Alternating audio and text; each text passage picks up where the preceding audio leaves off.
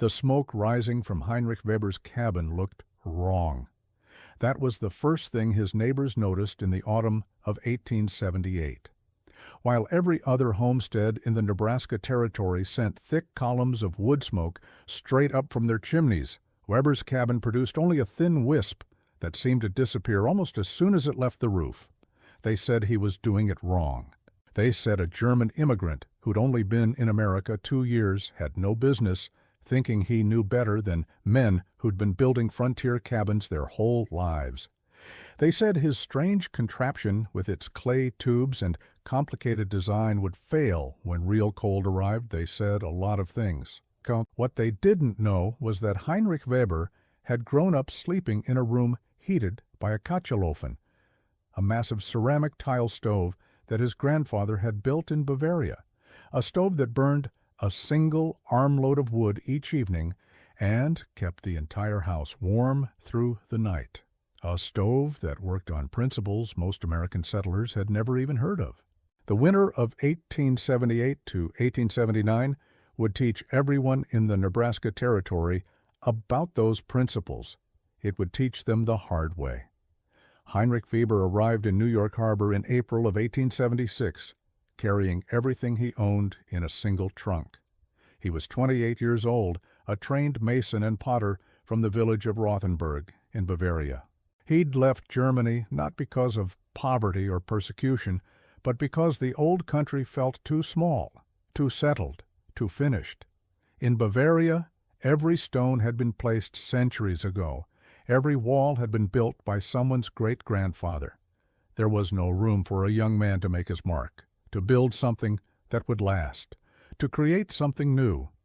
America promised space, opportunity, and land. Heinrich wanted all three. He spent his first 2 years in America working in the brick factories of Pennsylvania, learning English, saving every penny. The work was brutal. 12-hour days in the heat and dust, shaping clay into common building bricks. But Heinrich was learning. He was studying how American bricks were made, how American buildings were constructed, and most importantly, how Americans heated their homes. What he saw disturbed him. Americans burned wood with reckless inefficiency. They built open fireplaces that sent most of their heat straight up the chimney. They constructed simple box stoves that consumed cords of wood and provided uneven, unreliable warmth. They seemed to have no understanding of thermal mass, of heat storage, of efficient combustion. He thought of his grandfather's Kachelofen, which could heat a home for 24 hours on a single fire. He thought of the massive ceramic stoves found throughout Central Europe, designs that had been refined over centuries to extract every possible unit of heat from every piece of wood. He thought about the clay tube construction that allowed those stoves to store heat and release it slowly, evenly, continuously. And he began to form a plan. In the spring of 1878, Heinrich filed his homestead claim in Custer County, Nebraska. 160 acres of prairie land, 20 miles from the nearest town. The land office clerk looked at his papers and asked the question everyone asked. "Where are you from?" "Germany," Heinrich replied. The clerk nodded. "You Germans usually do all right out here. Work hard, build solid. Good luck to you." Heinrich would need more than luck. He would need knowledge, skill, and the courage to build something his neighbors would think was crazy. The site he chose for his cabin was standard enough. A slight rise for drainage, access to a creek, timber within hauling distance. But the cabin he designed was anything but standard. Most homestead cabins follow the same pattern: 4 walls of logs, a stone fireplace at one end, a roof overhead. The fireplace provided heat, but inefficiently. It required constant feeding, produced uneven warmth, and consumed enormous quantities of firewood. Heinrich designed something different. He designed a cabin built around a heat storage system, a central core of clay tubes that would absorb heat from a small hot fire and radiate that warmth for days. He was going to build a Kachelofen, adapted for the American frontier, constructed with materials he could find or make himself.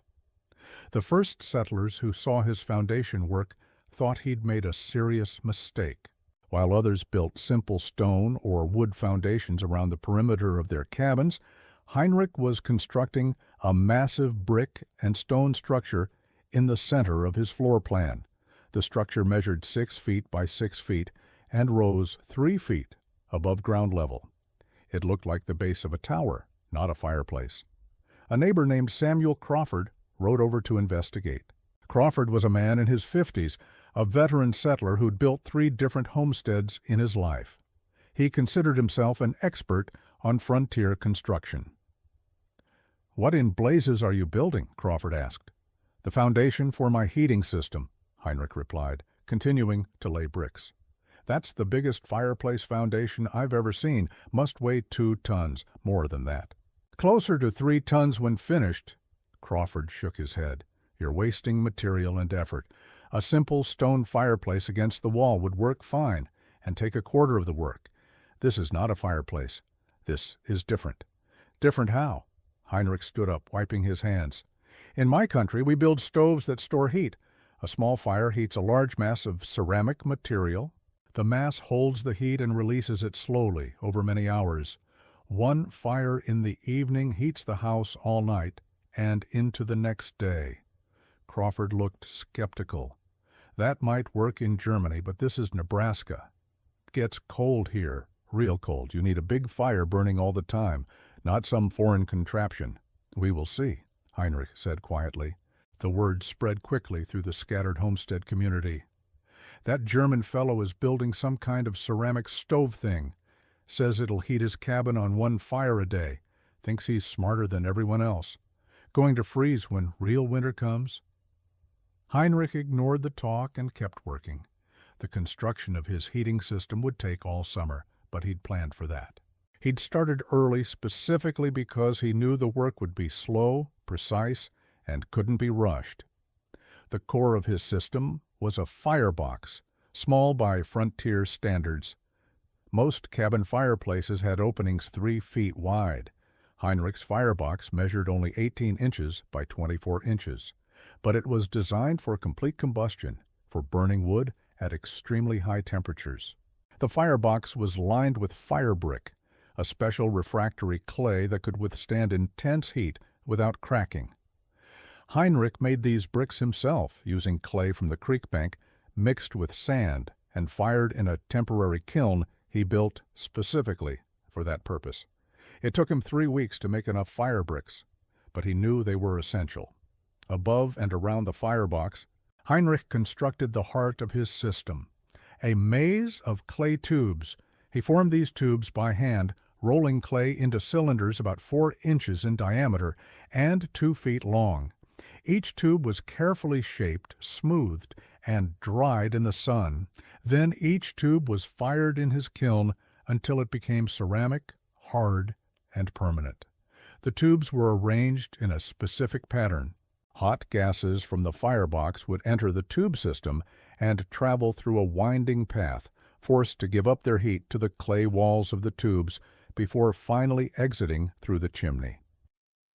The path was nearly 30 feet long, even though the physical structure was only 6 feet square.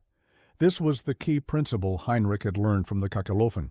Don't let the hot gases escape quickly up a straight chimney. Force them to travel through a long, winding path where they transfer their heat to a storage mass.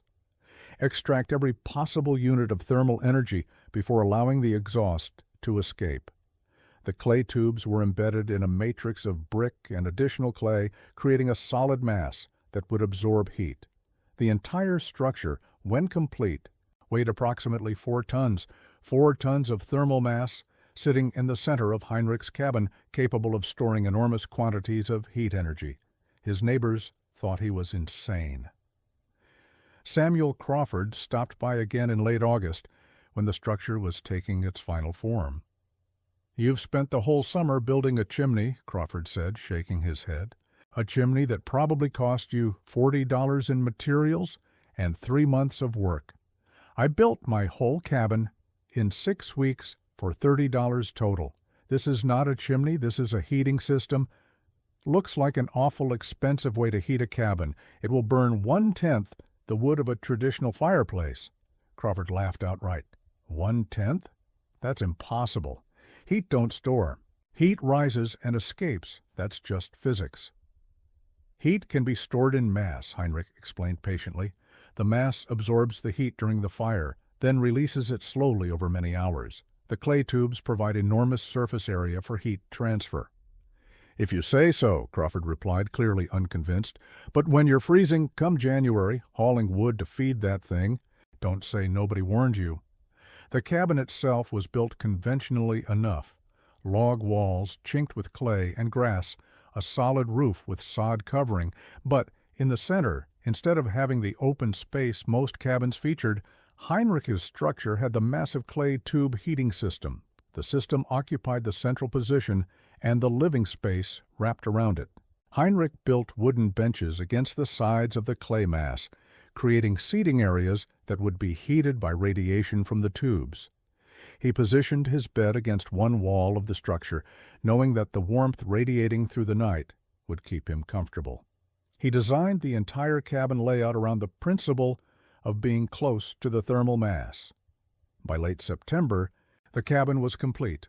The clay tube system was finished, cured, and ready for its first test fire. Heinrich had built a small, efficient dwelling centered around a heating technology that none of his neighbors understood or trusted. The mockery continued. Settlers passing by would stop to see the strange cabin with the oversized chimney structure in the middle. They'd shake their heads, make jokes, and ride on.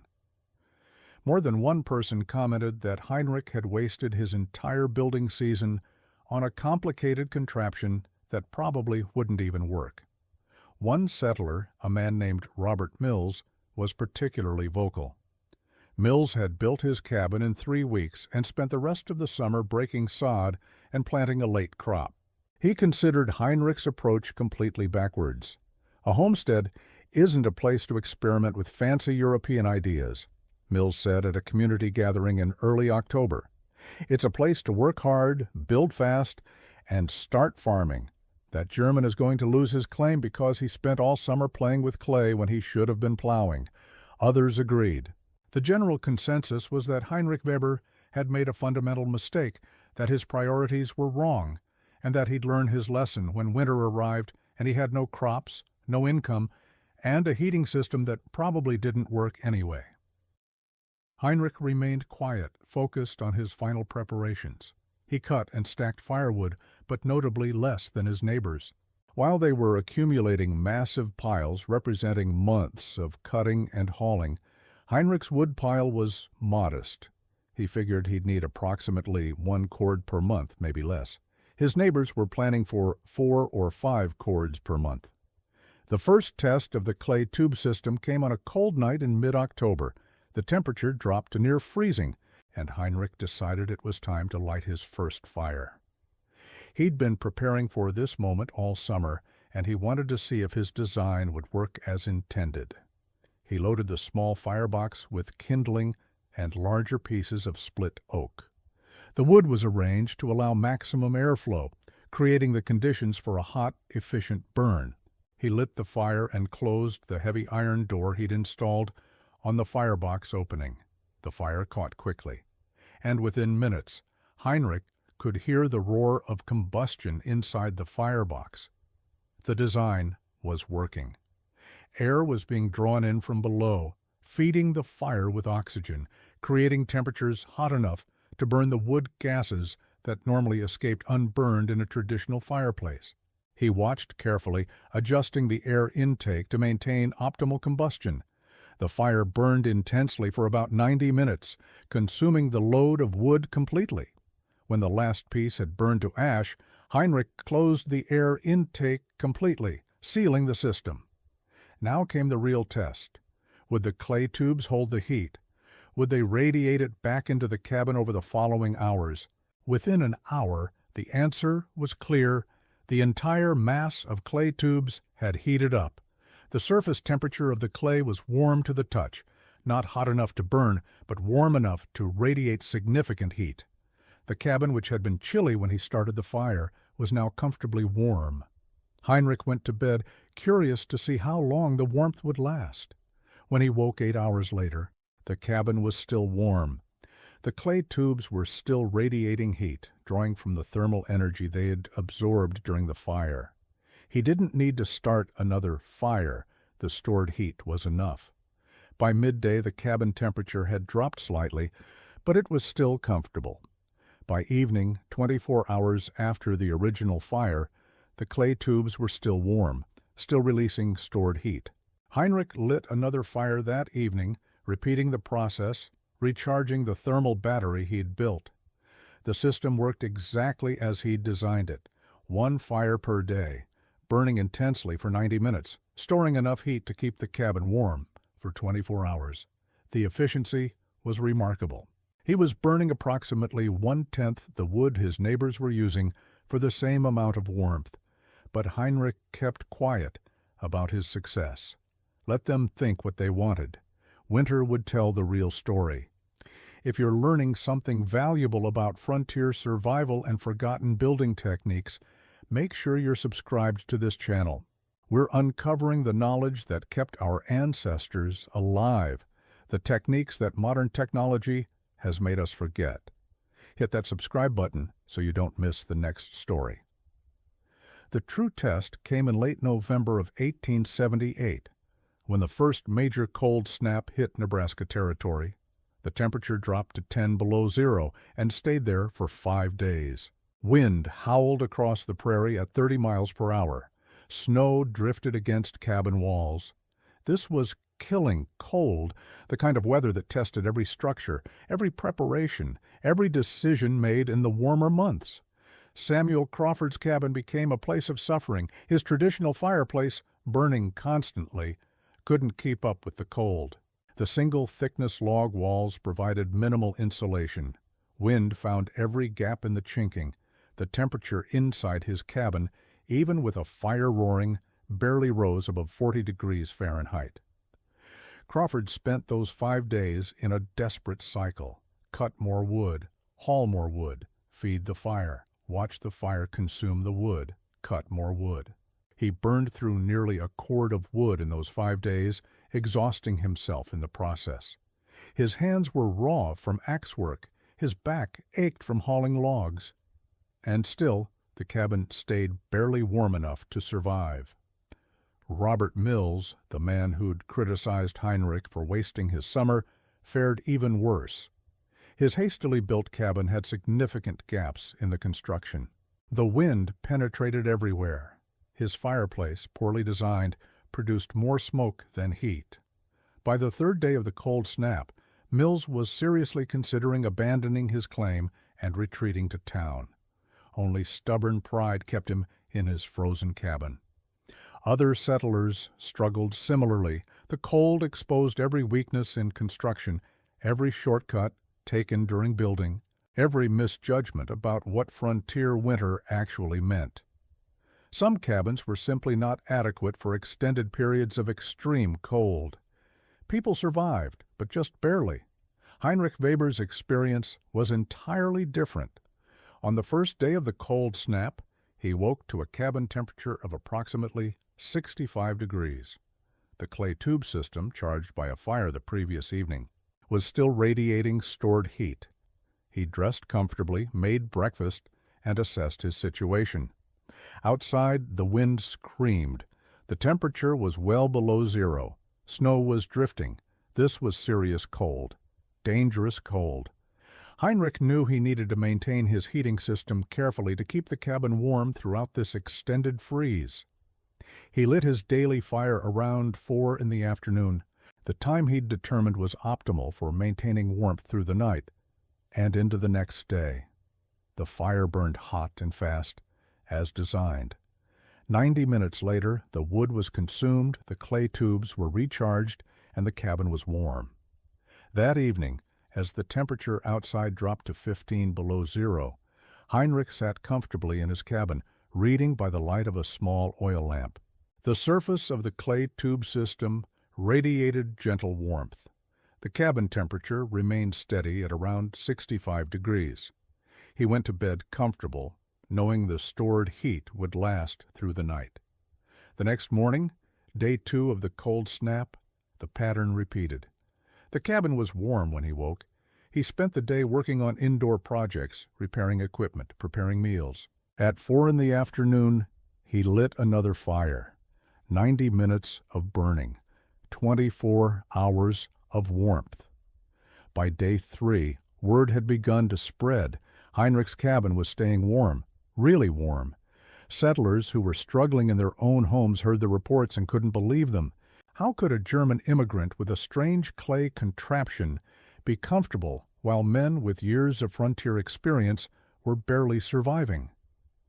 Samuel Crawford decided to see for himself.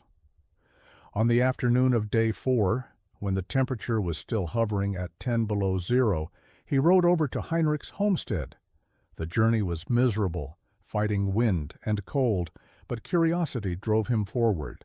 When Heinrich opened the door, Crawford felt a wave of warm air. He stepped inside and stopped, stunned. The cabin was genuinely warm, not just bearable, not just above freezing, but actually comfortable, warm enough to remove your coat, warm enough to sit and relax. Crawford looked around the cabin, taking in the massive clay tube structure in the center, the benches built against its sides, the overall layout. His gaze settled on Heinrich's woodpile, visible through the window. It was barely diminished. Crawford had burned nearly a cord of wood in 4 days.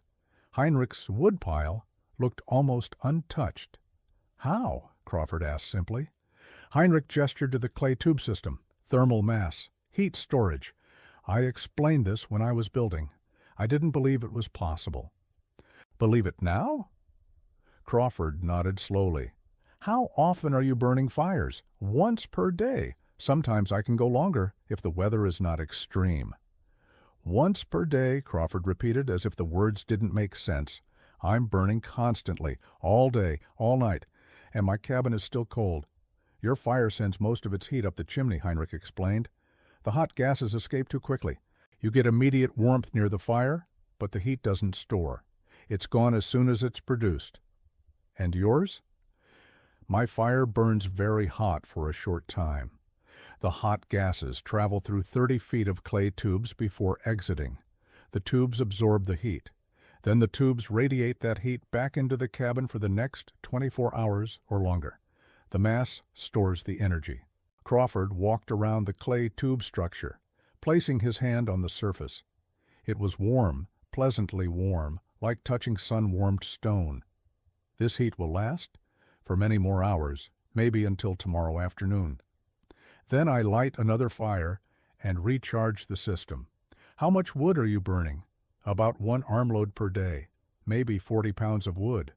"I'm burning 10 times that," Crawford said quietly, "and my cabin is miserable." The visit lasted an hour. Heinrich explained the principles of his design, showed Crawford the firebox, described how the clay tubes were arranged, talked about thermal mass and heat storage. Crawford listened carefully, asking questions, trying to understand what he'd dismissed as impossible just months before. When Crawford finally left, riding back into the wind toward his own cold cabin, he was a changed man. He'd seen something that contradicted everything he thought he knew about heating a frontier home. And he'd realized that the German immigrant everyone had mocked might be the smartest builder in the entire territory. The cold snap finally broke on day 6. The temperature rose above zero, the wind died down, and life returned to normal. But the story of Heinrich Weber's clay tube heating system spread rapidly through the settler community. People who'd been skeptical or mocking now wanted to know more. How did it work? Could they build one? Would Heinrich help them? Heinrich was generous with his knowledge. He explained the principles to anyone who asked. Thermal mass stores heat. Long flue paths extract maximum energy from combustion. Hot, fast fires are more efficient than slow, smoldering fires. Clay and brick provide excellent heat storage materials. Design matters more than size. Several settlers asked Heinrich to help them build similar systems the following summer. He agreed on the condition that they would learn the principles, not just copy his design. He wanted them to understand why the system worked, not just how to build it. By the spring of 1879, Heinrich's reputation had transformed completely. The man who'd been mocked for wasting his summer was now seen as a visionary, someone who'd brought valuable knowledge from the old country and adapted it to frontier conditions. Robert Mills, who'd been particularly critical, publicly apologized. "I was wrong," Mills said at a community gathering. "I judged without understanding. That clay tube system is the smartest piece of building I've seen on the frontier." The summer of 1879 saw a construction boom of clay tube heating systems across Custer County. Heinrich helped 5 different families design and build their own versions, adapting the concept to different cabin sizes and layouts. Each system was unique, but all followed the same core principles. Samuel Crawford built a system even larger than Heinrich's, incorporating additional clay tubes and creating a structure that could store heat for up to 48 hours on a single fire. A young couple named Thomas and Mary Jensen built a smaller version suitable for their modest cabin, but still achieved remarkable efficiency. The technique spread beyond Custer County. Settlers traveling through the area heard about the clay tube systems and carried the knowledge to other territories. By the early 1880s, versions of Heinrich's design were being built throughout Nebraska, Kansas, and Dakota territories. The principle was always the same. Build a massive thermal storage system in the center of your home. Create a long, winding flue path to extract maximum heat from combustion gases. Use a small, hot firebox for efficient burning. Store the heat in clay or brick mass. Let the mass radiate warmth for 24 hours or longer. 1 fire per day instead of constant burning. The wood savings were significant. A typical frontier cabin burning a traditional fireplace would consume 4 to 6 cords of wood per winter. A cabin with a clay tube system would consume 1 cord or less. This wasn't just convenience. In areas where timber was scarce, this efficiency could mean the difference between staying on your claim or abandoning it. The comfort factor was equally important. The even gentle warmth provided by thermal mass radiation was far superior to the uneven heat of a traditional fireplace. No more freezing on one side while roasting on the other. No more cold floors and hot ceilings. The entire cabin space maintained a relatively uniform temperature. Heinrich Weber proved up his homestead claim in 1883, gaining full ownership of his 160 acres. His cabin, with its revolutionary heating system, stood for over 60 years. When it was finally dismantled in the 1940s, the clay tube system was still functional, still capable of heating the space efficiently. The modern rocket mass heater, popularized in the late 20th century, operates on principles nearly identical to Heinrich Weber's design. Hot combustion in a small firebox, long flue paths through thermal mass, heat storage, and slow release. The designers of modern rocket mass heaters were rediscovering knowledge that frontier settlers like Heinrich had implemented over a century earlier. The story of Heinrich's clay tube chimney teaches several important lessons. First, traditional knowledge from other cultures often contains solutions to problems we think are new. Heinrich didn't invent thermal mass heating. He adapted a centuries-old European technology to American frontier conditions. Second, efficiency matters more than size. Heinrich's small, hot fire burning for 90 minutes provided more usable heat than his neighbor's large fires burning all day. It's not about how much fuel you burn, but how effectively you extract energy from that fuel. Third, planning and proper execution beats speed and shortcuts. Heinrich spent his entire first summer building his heating system.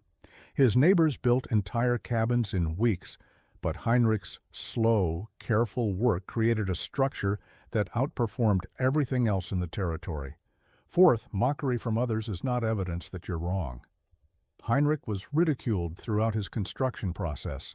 People who had no understanding of his principles judged his work as foolish, but he trusted his knowledge, stuck to his plan, and was ultimately vindicated. The clay tube system represents a type of frontier innovation that often gets overlooked in historical accounts. We hear about the dramatic stories of survival against immediate danger, but we hear less about the quiet innovations that made daily life more sustainable and comfortable.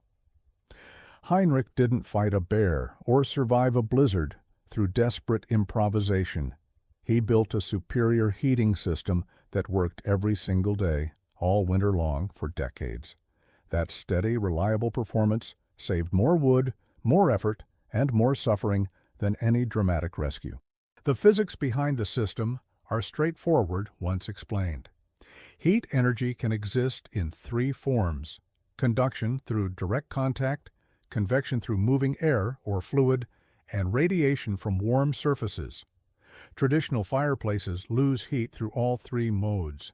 Heat conducts away through thin walls, hot air convects straight up the chimney, and the small radiating surface of the fire can't heat the entire space effectively.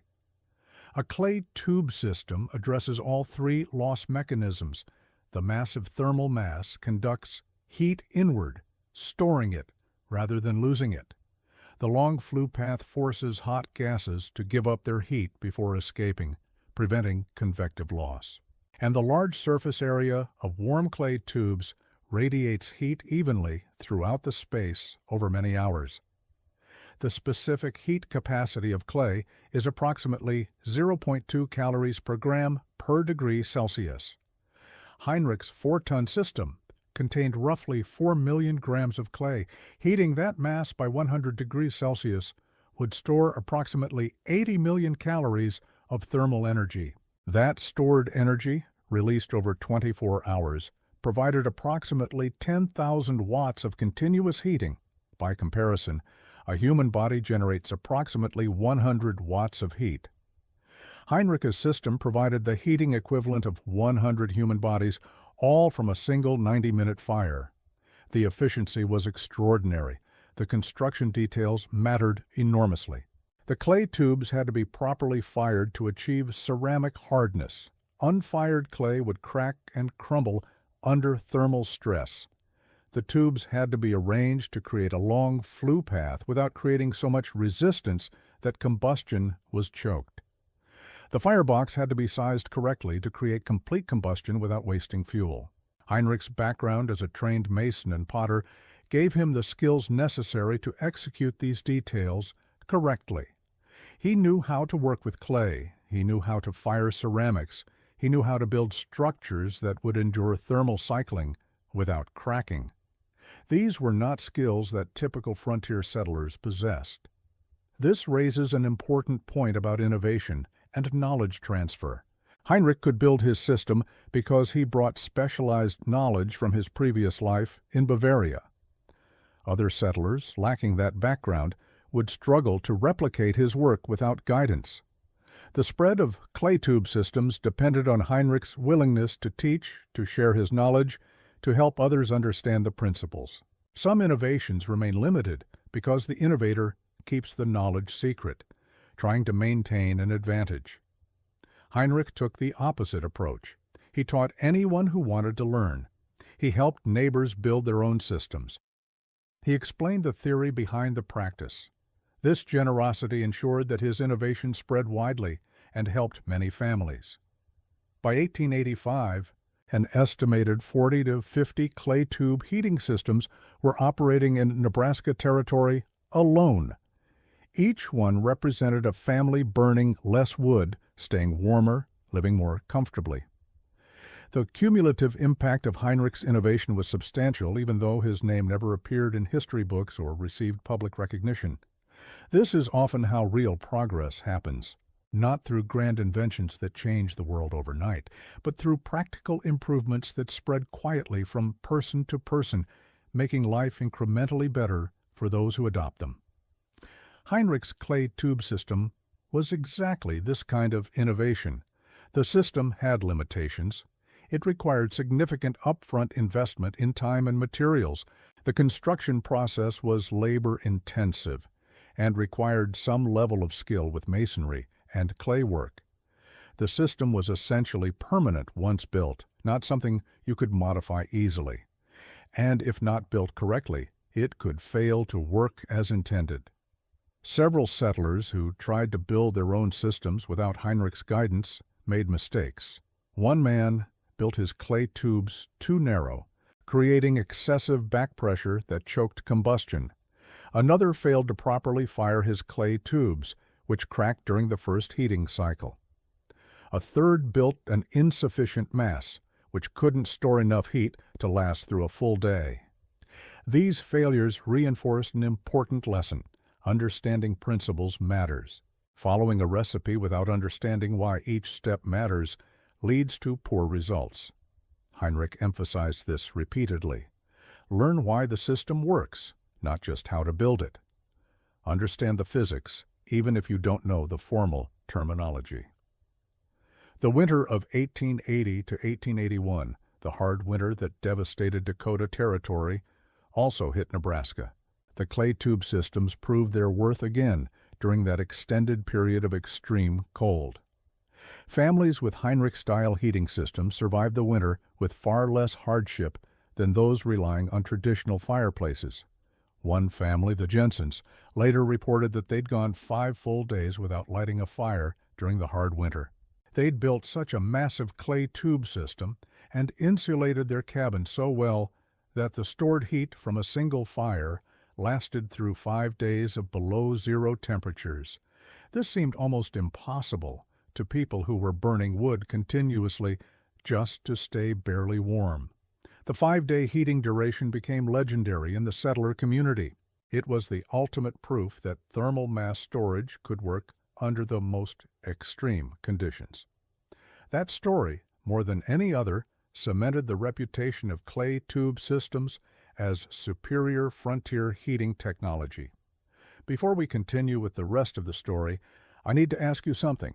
Are you getting value from these deep dives into forgotten survival knowledge? If you are, take a moment right now and subscribe to this channel. We're preserving and sharing the techniques that kept our ancestors alive in conditions that would kill most people today. Hit subscribe, turn on notifications, and you'll never miss these critical lessons from the past. Heinrich Weber's later years were productive and relatively prosperous. His homestead thrived. He married in 1881 a widow named Katrina, who'd come west with her late husband and lost him to illness. Katrina and Heinrich had 3 children together. The cabin with its revolutionary heating system housed a growing family comfortably. Heinrich continued working as a mason and potter, in addition to farming his land. His reputation brought him work throughout the region. He built chimneys, fireplaces, and eventually more clay tube heating systems for settlers willing to pay for expert construction. His skills were in demand, and he made good money from this work. The clay tube heating technology evolved over time. Later builders experimented with different materials, different configurations, different sizes. Some used brick instead of clay tubes, creating similar thermal mass with simpler construction. Others incorporated metal flues within the clay mass, combining modern materials with traditional principles. By the early 1900s, commercial versions of mass heaters began appearing. Factory-made ceramic stoves, imported from Europe, incorporated similar principles in manufactured form. These were expensive, but they proved that the concept had commercial viability. The frontier innovation had come full circle, returning to its European roots in manufactured form. Heinrich lived to see this evolution. In 1920, at age 72, he was interviewed by a regional newspaper doing a feature on pioneer heating systems. The reporter asked him how it felt to have introduced a technology that had helped so many families. Heinrich's response was characteristically modest. "I brought nothing new. This knowledge existed for hundreds of years in Europe. I only adapted it to American conditions. Others were willing to learn, and that made the difference." The reporter pressed. But you were mocked initially. People thought you were foolish. People mock what they don't understand. This is normal. My responsibility was to build correctly, not to convince skeptics. The winter would convince them better than my words ever could. What advice would you give to someone building a home today? Heinrich thought for a moment. Understand heat. Understand how it moves, how it stores, how it radiates. A home is not just walls and a roof. A home is a heat management system. If you understand heat, you can build a home that works with nature instead of fighting it. That interview, published in a small Nebraska newspaper, is one of the few surviving documents that captures Heinrich's voice and philosophy directly. It shows a man who understood his craft deeply, who valued knowledge over spectacle, and who measured success not by recognition, but by the practical results of his work. Heinrich Weber died in 1926 at the age of 78. He was buried in the small cemetery near his homestead. His cabin, with its clay tube heating system, continued to function for another 20 years after his death, housing his widow and later being used by one of his sons. When the cabin was finally dismantled in 1946, the clay tube system was examined by a builder who'd heard stories about the legendary heating system. The tubes were still intact. The mortar holding the structure together was still solid. The system, built nearly 70 years earlier, was still functional. It could have continued heating the cabin for decades more, if needed. Some of the clay tubes were preserved and are now held in the Custer County Historical Society Museum. They sit alongside other artifacts from the homestead era, physical evidence of frontier innovation and adaptation. Visitors can see them, touch them, and learn about the man who built a heating system so efficient that it became legendary. The broader lesson from Heinrich Weber's story extends beyond heating systems. It's about the value of bringing knowledge from different traditions and applying it to new challenges. It's about the courage to build differently, even when others mock you. It's about understanding principles rather than just following conventions.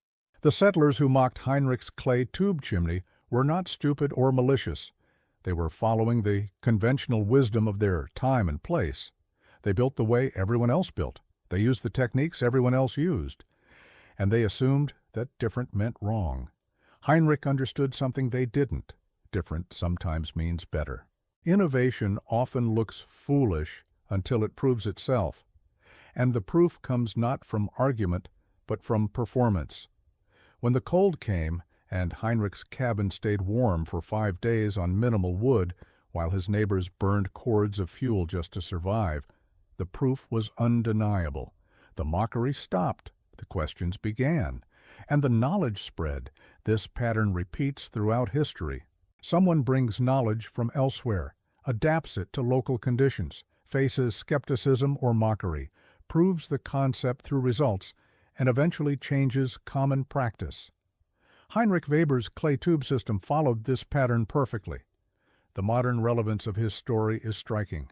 Today we face similar challenges around energy efficiency and sustainable heating. Mass heaters, thermal storage systems, and passive solar design are all being promoted as solutions to reduce energy consumption and environmental impact. These modern innovations echo the principles Heinrich implemented in 1878. The rocket mass heater community, in particular, has rediscovered and refined the exact concepts Heinrich used. They talk about thermal mass, long flue paths, efficient combustion, and heat storage. They're excited about these principles as if they're new discoveries. But frontier settlers in Nebraska knew these principles over a century ago. This raises a question. How much knowledge have we lost? How many practical solutions to modern problems already existed in the past, were forgotten, and are now being rediscovered? Heinrich's story suggests that the past contains more wisdom than we often acknowledge. The efficiency of his system, 1 fire per day instead of constant burning, has direct modern parallels. How many of our homes today are designed for minimal energy input? How many incorporate thermal mass to store heat? How many extract maximum efficiency from every unit of fuel consumed? Most modern homes rely on constant heating, whether from natural gas furnaces or electric heat pumps. We've optimized for convenience, not efficiency.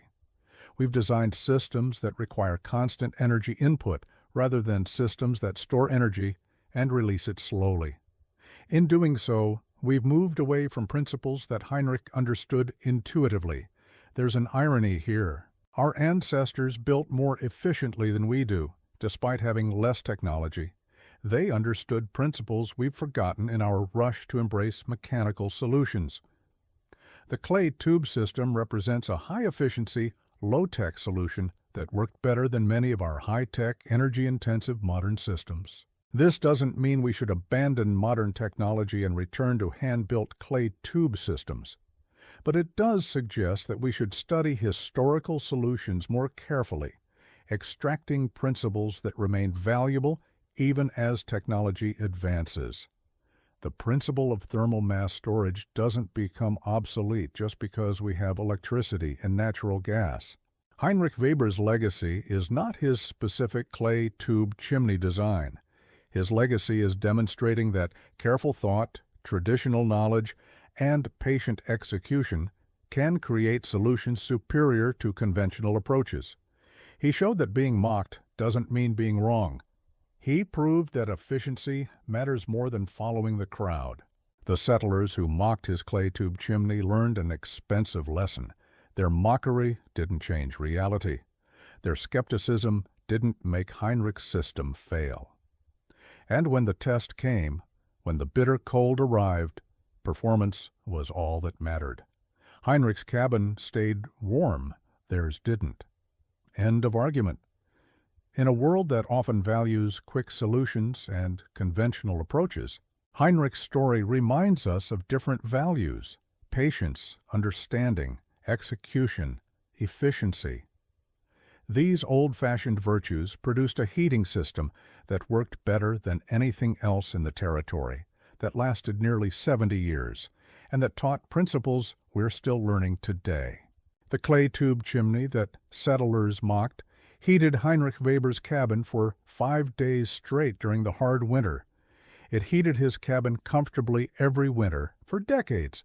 It saved his family countless hours of wood cutting and endless amounts of fuel. It made his home a warm, comfortable place while his neighbors struggled in cold, drafty cabins. And it proved, once again, that knowledge matters more than opinion, that principles trump conventions, and that the person everyone calls a fool might be the only one who truly understands what they're doing. The clay tubes are silent now, sitting in a museum case, but the knowledge they represent remains as relevant as ever. Thermal mass stores heat. Long flue paths extract energy. Efficient combustion matters more than constant burning. Small hot fires beat large, wasteful fires. Design determines performance. These principles kept Heinrich Weber warm through countless Nebraska winters. They spread throughout the territory, helping dozens of families. They influenced building practices for generations. And they stand today as a reminder that sometimes the old ways, properly understood and carefully executed, work better than anything modern shortcuts can offer. That's the real story of the clay tube chimney. Not just a heating system, but a lesson in knowledge, patience, and the courage to build differently even when everyone tells you you're wrong. Heinrich Weber was mocked. Then he was vindicated, and the warmth of his cabin, heated for 5 days straight on a single fire, proved what words never could. He'd understood something his neighbors didn't, and that understanding made all the difference.